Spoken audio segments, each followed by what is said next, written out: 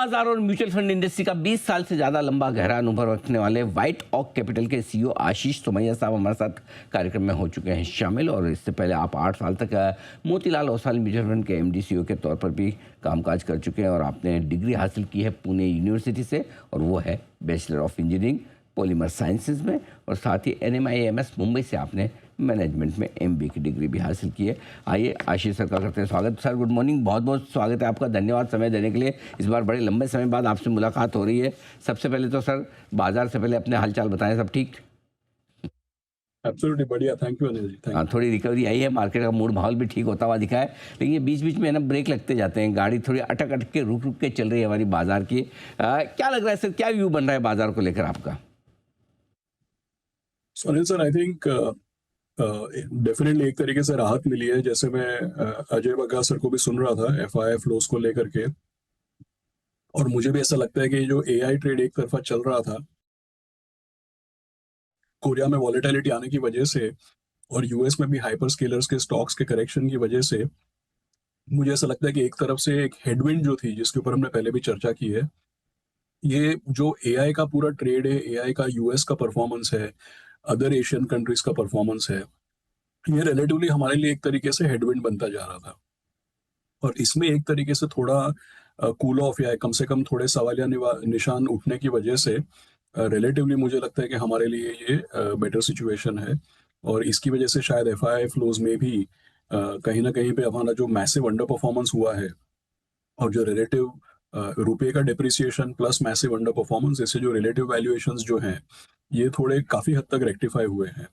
तो मुझे ऐसा लग रहा है कि इसकी वजह से हमारे यहाँ पे रिकवरी भी है। प्लस ऑफ कोर्स अभी जो रिजल्ट सीजन है, इसमें भी जितना लोग सोचते थे उतना खराब एक्सपेक्टेशन नहीं है, क्योंकि जब जिस क्वार्टर के थ्रू हम जा रहे थे, तब लोगों के काफ़ी डाउट्स थे इसके ऊपर। लेकिन जो अर्ली इंडिकेशंस हैं, मुझे ऐसा लग रहा है कि रिजल्ट सीजन भी ठीक ही रहेगा। सो इसकी वजह से आई थिंक एक पॉजिटिव ट्रेंड देखने को मिल रहा है, और ये अभी थोड़े समय के लिए बरकरार रह सकता है। लेकिन अगर बाहर का मार्केट, जैसे ये वॉर की रिलेटेड सिचुएशन है, या तेल के दाम है, या बाहर का मार्केट अगर फिर से वॉलेटाइल होता है, तो फिर से हम लोगों को थोड़े डाउट्स दिख सकते हैं। बिल्कुल ठीक बात है, बाजार के बाजारों में थोड़ी वॉलेटिलिटी आए तो चिंता की बात है, लेकिन लोकल मार्केट्स थोड़े से बेहतर दिख रहे हैं। नतीजों की सीजन की जो शुरुआत हुई है सर, कैसे देखते हैं आप? और क्या इस रिजल्ट सीजन को लोग बड़ा क्लोजली ट्रैक कर रहे हैं? आपका क्या अनुमान है, कैसा रहेगा?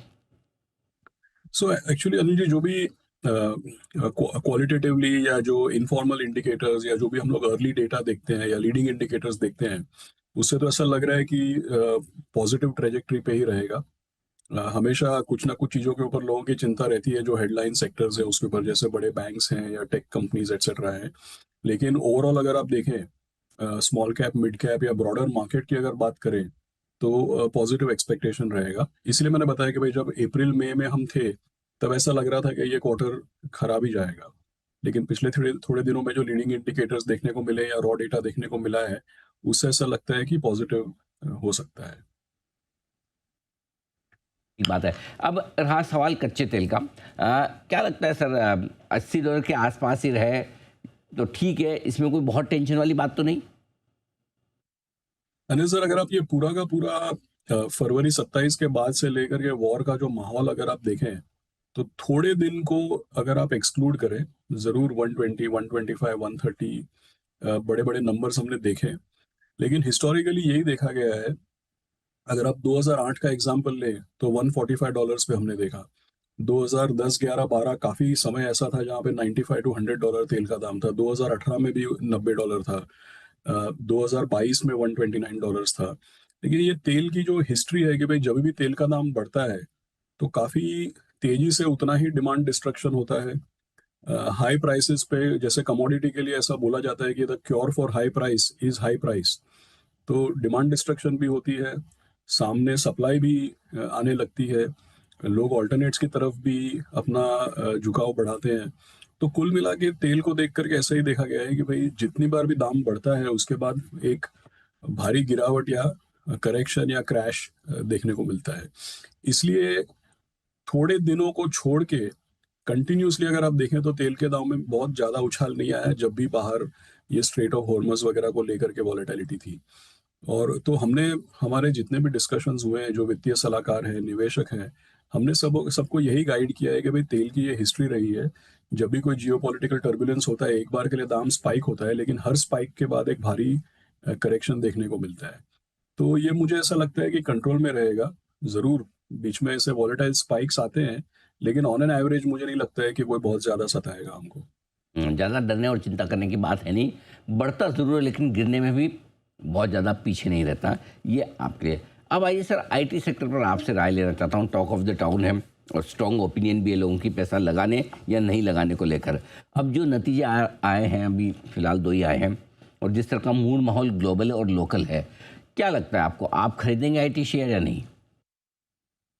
सो अनिल जी, जैसे दो तरफ से मैं जवाब देता हूँ। जैसे अगर हमारे पोर्टफोलियोज की बात करें, तो पोर्टफोलियोज में हम लोग कभी ऐसे बाइनरी कॉल नहीं लेते कि भाई आईटी को 0% कर दो या 20% कर दो, क्योंकि अल्टीमेटली हम लोग पोर्टफोलियोज मैनेज कर रहे हैं BSE 500 इंडेक्स या निफ्टी इंडेक्स जो भी है। अल्टीमेटली हम लोग पोर्टफोलियोज मैनेज कर रहे हैं इंडेक्स को बीट करने के लिए। अपना व्यू सही है या गलत है, या अपना एक व्यू परपेचुएट करने के लिए, अपना एक व्यू डिक्टेट करने के लिए नहीं चला रहे हैं हम लोग पोर्टफोलियोज। तो इसकी वजह से अगर आप पोर्टफोलियोज की बात करें, तो इसमें कोई एग्जैजरेटेड व्यू नहीं है। जिस तरीके का इंडेक्स में वेटेज है, उससे प्लस माइनस हमारे पोर्टफोलियो में वेटेज है। हाँ, ये ज़रूर है कि भाई कंस्टिट्यूएंट्स जो हैं वो लार्ज कैप बिल्कुल नहीं है। ज़्यादातर हमारे जो कंस्टिट्यूएंट्स है आईटी के, वो specific bottom up small cap mid cap companies की तरफ ज़्यादा वेटेज है। तो ये पोर्टफोलियो का पोजीशन की मैं बात कर रहा हूँ। लेकिन इसके अलावा अगर आप मुझे जनरली अगर आप पूछें कि भाई क्या करना चाहिए, तो मुझे ऐसा लगता है, जैसे मैंने पहले भी बताया है कि, और पिछले 3-6 महीने उन्हें रिलेटिव परफॉर्मेंस देख भी रहे हम लोग। पहले भी जैसे मैंने बताया, मुझे ऐसा लगता है कि ये एक तरीके से कॉन्ट्रेरियन इंडिकेटर है। और बड़े कंपनीज हैं, इसमें धीमे धीमे पैसा लगाना चाहिए। क्योंकि अल्टीमेटली क्या है कि एआई ट्रांसफॉर्मेशन, एआई एनेबलमेंट के लिए लोगों को एनेबलर्स और कंपनी बिजनेसेस को, जो आईटी आईटीएस कंपनीज हैं, इनका सपोर्ट और इनका इन्वॉल्वमेंट ज़रूर लगेगा। जो हमारी आईटी आईटीएस कंपनीज हैं, इनका nature of business, nature of talent, ये ज़रूर चेंज हो सकता है।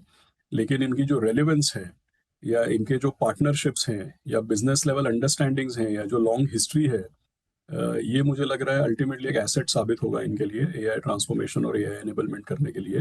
तो ये जो एक तरफा व्यू बन गया है, उससे एक्चुअली थोड़ा विपरीत सोचना बेटर रहेगा। वन साइडेड व्यू जो बन गया आईटी शेयरों पर थोड़ा सा बैलेंस अप्रोच रखें वो ज़्यादा बेहतर होगा। अब आइए सर थोड़ा म्यूचुअल फंड के आंकड़े भी आए हैं शुक्रवार को इस महीने के जून महीने के। कैसे देख रहे हैं सर नंबर्स, क्या all is well? See actually अगर आप देखें, तो मुझे ऐसा लगता है कि बहुत ज़्यादा जैसे हमारी इंडस्ट्री है, या हमारी इंडस्ट्री को लेकर के मुझे ऐसा लगता है कि इन्वेस्टर्स जो है, तो अनिल जी, मैं आपको 2-3 डेटा पॉइंट्स देता हूँ कि भाई 2012 में, आज से समझिए 14-15 साल पहले, 2012 में 79 टू 80 लाख यूनिक इन्वेस्टर्स थे। 2018 आते आते ये 2 करोड़ के ऊपर पहुंच गया। और आज अगर हम देखें, तो करीब 6 crore unique mutual fund investors हैं। तो ये डेटा मैंने आपको इसलिए बताया कि भाई कम से कम 35 to 40% इन्वेस्टर्स तो ऐसे हैं जिन्होंने एक या दो से ज़्यादा मार्केट साइकिल्स देखे हैं। तो मुझे हमेशा सुन के ये आश्चर्य होता है जब लोग कहते हैं कि भाई मार्केट गिरने से निवेशक सब डर जाएंगे। ये बात ज़रूर है कि भाई ऑन दी मार्जिन काफ़ी सारे निवेशक जो हैं वो नौसिखिया है, या अभी अभी अपनी जर्नी शुरू की है। तो वो ज़रूर मार्केट 1-2 साल रिटर्न नहीं बनने से, या एसआईपी के रिटर्न में डिसअपॉइंटमेंट होने से, ज़रूर कुछ इन्वेस्टर नाराज़ होंगे। भाई अगर मैं अपनी जर्नी शुरू करता और पहले साल 2 साल में रिटर्न नहीं बनता, तो मैं भी नाराज़ होता या डिसइल्यूजन्ड होता। लेकिन ये समझना कि भाई पूरे के पूरे आंकड़े ही पलट जाएंगे, एसआईपी सारी रुक जाएंगी, या 31,000 करोड़ का एसआईपी फ्लो है ये बिल्कुल ही कट जाएगा, ये मुझे ऐसा लग रहा है कि एग्जैजरेटेड बात है। अल्टीमेटली अभी पिछले 2 साल से हमारे निवेशक हमको प्रूव कर रहे हैं कि इनकी कितनी अंडरस्टैंडिंग है और कितनी रिजिलियंस है, और किस तरीके की इनकी अंडरस्टैंडिंग, या किस तरीके के टाइम होराइजन से आते हैं। दूसरी बात क्या है कि भाई एसआईपीज के जो आंकड़े कभी बोलते हैं कि भाई इतनी एसआईपी रजिस्टर हुई, इतनी एसआईपी कट गई, तो ये ज़रूर है कि भाई काफ़ी बार लोग एक स्कीम में अपनी एसआईपी रोक के दूसरी स्कीम में एसआईपी स्टार्ट करना चाहते हैं। जैसे 2024 में अनफॉर्चुनेटली काफ़ी सारे थीमेटिक फंड्स आ गए।